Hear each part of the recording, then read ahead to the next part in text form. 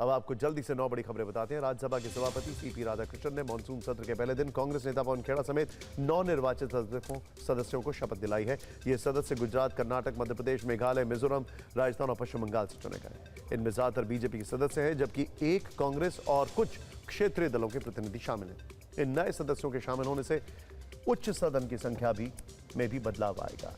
दिल्ली में किसान घाट पर कल किसान महापंचायत होगी, जिसमें देश भर के करीब 550 किसान संगठनों के शामिल होने का दावा किया गया है। महापंचायत के लिए पंजाब, हरियाणा और यूपी समेत कई राज्यों के किसान दिल्ली के लिए कूच कर चुके हैं। किसान मुख्य रूप से भारत और अमेरिका के बीच प्रस्तावित मुक्त व्यापार समझौते का विरोध कर रहे हैं। मध्य प्रदेश विधानसभा के मानसून सत्र के पहले ही दिन सदन में समान नागरिक संहिता बिल पेश कर दिया गया है। विपक्ष ने बिल का विरोध करते हुए सदन के अंदर और बाहर जमकर हंगामा किया। बिल के ड्राफ्ट को सभी विधायकों को दिया गया है। अब कल विधानसभा में इस पर चर्चा होगी। अकाली दल अध्यक्ष सुखबीर सिंह बादल आज वर्ष 2015 के बहुचर्चित बेअदबी मामले की जांच कर रही एसआईटी के सामने पेश हुए।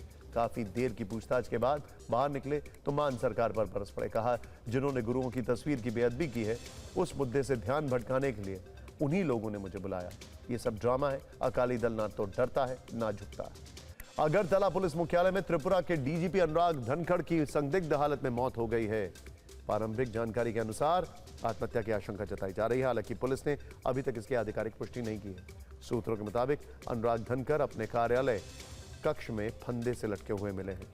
आपार यानी automated permanent academic account registry scheme पर सुप्रीम कोर्ट ने सीबीएसई को ओडिशा हाईकोर्ट का फैसला लागू करने का निर्देश दिया।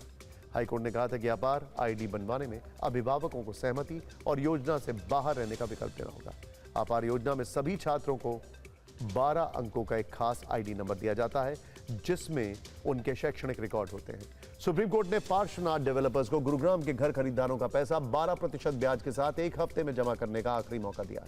अदालत ने आदेश का पालन न करने पर कंपनी के डायरेक्टर्स को जेल भेजने की चेतावनी दी है। इस मामले की अगली सुनवाई 27 जुलाई को होगी। उत्तराखंड में लगातार हो रही भारी बारिश और लैंडस्लाइड को देखते हुए प्रशासन ने चारधाम यात्रा अगले आदेश तक स्थगित कर दी है। यात्रियों को सुरक्षित जगहों पर रोक दिया गया है। रास्ता सही होने और हालात सामान्य होने पर चारधाम यात्रा फिर से बहाल की जाएगी। कीर स्टारमर के इस्तीफे के बाद एंडी बर्नम ने यूनाइटेड किंगडम के 59वें प्रधानमंत्री पद की जिम्मेदारी ली। इसके साथ ही वो पिछले 10 वर्षों में यूके के 7वें प्रधानमंत्री बन गए। 56 वर्ष के बर्नम ने बकिंगम पैलेस में किंग चार्ल्स तृतीय से मुलाकात की और औपचारिक रूप से सरकार बनाने का निमंत्रण स्वीकार किया।